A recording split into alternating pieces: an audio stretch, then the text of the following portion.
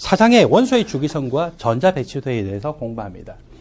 주기율표는 113종의 원소를 무슨 순서대로요? 원자 번호 순서로 나열한 표죠. 크게 7주기 18쪽으로 분류를 할 수가 있습니다.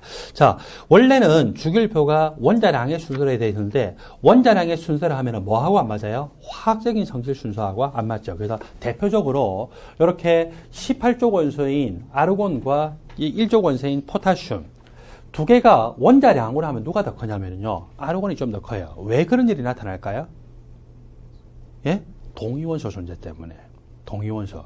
그래서 사실 핵의 양성자수가 많으면 많을수록 상대적으로 중성자수도 같이 많아지니까 질량이 어때요? 커져야 될 거 아니에요. 그런데 동위원소의 존재 중에서 아르곤은 질량수가 유난히 큰 어떤 동위원소 때문에 이 포타슘보다 더 질량이, 원자량이 크게 나와요. 그래서 포타슘이 비정상적이 아니고 얘가 비정상적이죠. 그래서 이것도 마찬가지예요. 이게 동위원소 존재 때문에, 이제 동위원소가 없이 어떻게 생각하면 되냐면은, 양성자 개수만큼 만일에 중성자가 존재한다라면은, 그러면 어때요?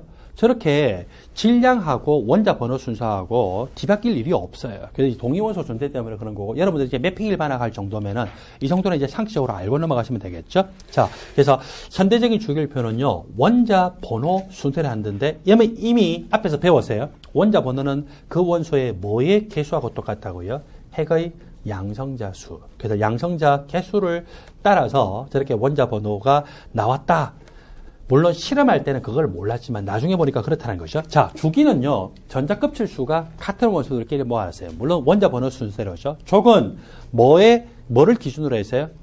족은 뭐를 기준으로 할 수가 없어요. 왜냐면은 여러분들 전형 원소를 주족 원소라고 하죠. 영어로는 the main group element라고 표현하거든요. 이 주족 원소고, 그걸 이제 한자어로 해석하다 보니까 전이 원소하고 대조가 되는 전형 원소라는데, 이 전형 원소, 주족 원소는 그 족번호의 일자리 숫자하고 뭐가 똑같아요?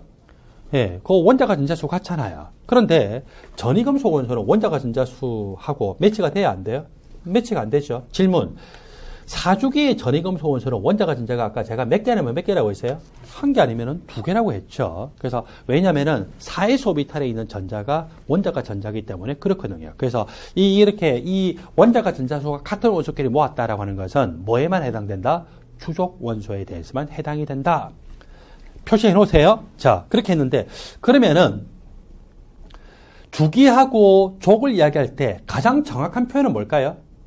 가장 정확한 표현은 주기율표상에서 같은 가로줄에 있는 게 다 같은 주기예요. 그 다음에 주기율표상에서 같은 세로줄에 있는 거, 같은 열에 있는 게 다 뭐예요? 같은 족이다. 그게 가장 정확한 표현이고, 단지 같은 족에서 원자가 전자수가 같은 원소끼리 모인 거다라고 하는 것은 뭐에 대해서만 해당된다? 주족 원소에 대해서만 해당이 됩니다. 전이금속 원소는 이렇게 주기율표 프레임을 딱 그릴 때 3족에서 12족까지죠. 저한테 일반학 총론이나 핵심 일반학을 배웠을 때는 제가 뭐라고 했냐면 두 가지를 하라고 했어요. 주기율표의 프레임. 보지 않고도 여러분들이 주기율표의 프레임을 대충 요 정도는 어떻게 해요? 그릴 수 있어야 되죠. 자, 이거는 2족보다 조금 오른쪽 한 칸 와도 되고 몇 칸 와도 상관은 없어요. 그래서 요 정도는 기본적으로 다 그릴 줄 알아야 된다고 했죠. 거기다가 몇 주기까지는 다 암기하자고요. 4주기까지는 기본적으로 암기해 놓으세요. 그래야 진짜 문제를 기계적으로 푸는데 도움이 될 수가 있습니다. 아직은 여러분들이 지금 매핑 일반학을 수강하시는 분이 1월 달이면은요, 1주기부터 4주기까지 외워주세요. 근데 지금 벌써 6월이고 7월이다 라고 하시는 분은 아직 못 외우신 분들은 외울 생각하지 마세요. 외우면은 문제를 그만큼 기계적으로 빨리 풀 수 있기 때문에 제가 외우라고 하는 겁니다. 제가 여러분들한테 이 일반학을 가르칠 때 어떻게 가르치는지 그냥 그대로 외우라 하던가요? 이해를 시켜주고 외우라 하던가요? 이해를 시켜. 그러면 이제 진짜 오래 가거든요. 오래 가기도 하고 문제가 웬만큼 바뀌어도 응용할 수 있는 능력이 있기 때문인데, 그런데 그래도 주기율표는요, 갖다 대놓고 암기하세요. 자, 됐죠? 3족에서 12족까지가 전이원소인데 전이원소는 전부 다 금속이에요. 따라서 뭐라고 합니까? 전이금속 원소라고 이야기를 하죠. 1족 원소 중에서 수소를 제외하고는 알칼리 금속, 2족 원소는 전부 알칼리 토금속, 17족 원소는 전부 할로겐 원소, 그리고 18족 원소는 영족 기체다. 그 정도 용어는 여러분들이 다 알아놓도록 하십시오. 주기율표의 원소들을요, 크게 두 가지로 분류할 수 있어요. 첫 번째 분류, 전이 원소이냐 아니냐. 전이 원소, 자, 암기하라고 했죠. 몇 쪽부터 몇 쪽까지라고요? 3족에서 12족. 이렇게 계단으로 딱 봤을 때 계단 밑에 있는 얘들 다 전이금속 원소입니다.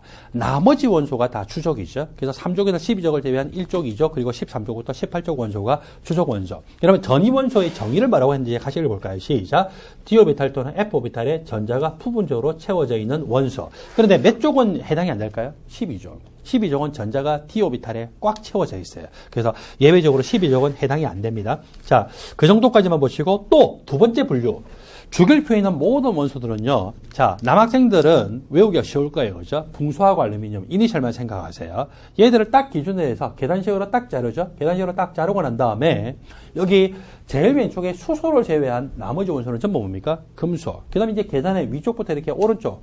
이것들은 전부 뭐라고요? 비금속. 그렇게 암기하시면 돼요. 그리고 여기 계단을 기준으로 해서 여러분들이 아리까리한 거 있죠? 위에 붕소하고 알루미늄 확실해요. 비금속, 금속인데. 요것도 얘는 아리까리하죠. 금속일까, 비금속일까? 금속일까, 비금속일까? 금속일까, 비금속일까? 그리고, 그죠?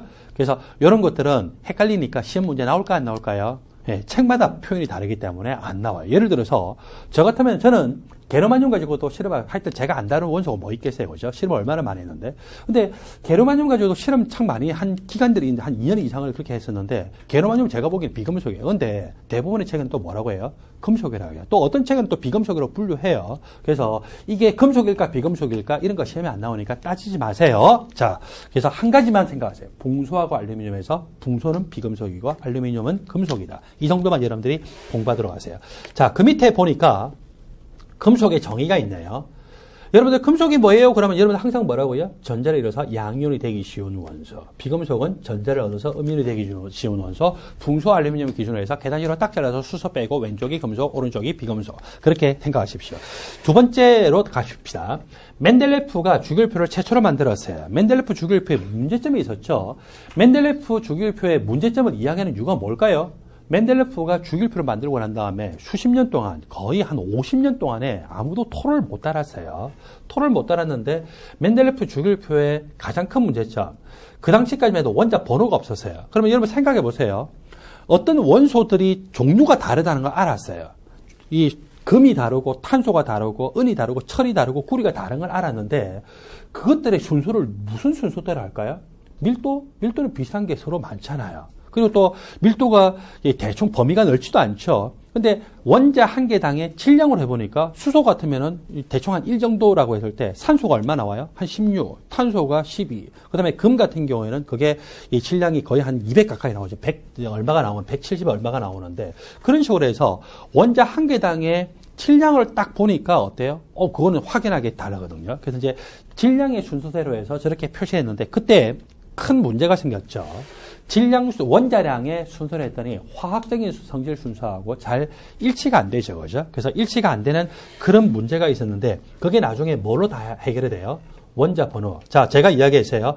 왜 화학적인 성질 순서와 원자량 순서가 일치 안 될까요? 네? 동위원소 존재 때문에 그래요. 동위원소 존재 때문에. 게다가 여러분들이 질문을 받으면은 당연히 그 정도는 대답을 할 수가 있어야 됩니다. 자, 그 다음에 저렇게 주기율표를 만들 때 멘델레프가 주기율표를 만들 때가 1869년도, 약 1870년을 생각합시다. 근데 1894년부터 18족 원소가 발견되기 시작해요. 20몇 년 동안에는 18족 원소가 있는지도 몰랐죠. 그래서 이제 그런 문제도 있고, 그리고 란탄조.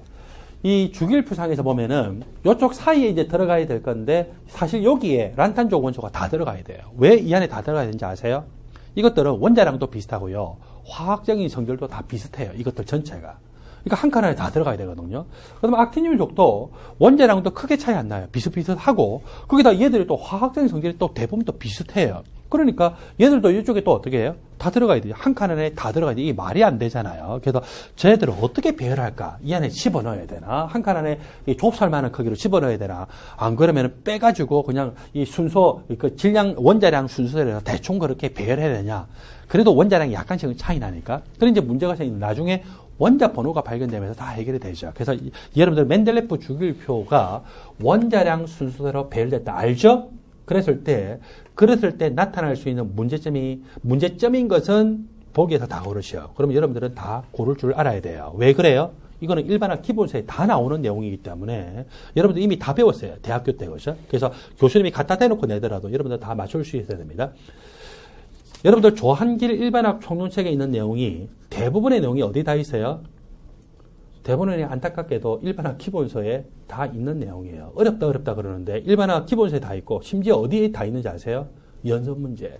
일반학 기본서의 연습 문제는 그 기본서 내용을 바탕으로 해서 여러분들 전공서적에서 배우는 내용을 가져와서 문제를 만들어 놨거든요. 그 중에 다 있잖아. 그러면서 교수님들이 지금 내고 있어요. 그죠? 그래서 제가 여러분들한테 제시를 할 수 있는 게, 이 대학에서 가르치다 보면 책을 많이 갖다 주죠. 일반학 기본서에 있는 내용이 다 뭔지를 알고 또 전공서적에 있는 내용이 어떻게 연결되는지를 아니까 당연히 여러분들한테 이 문제가 나올 수밖에 없어요라고 제시할 수밖에 없겠죠.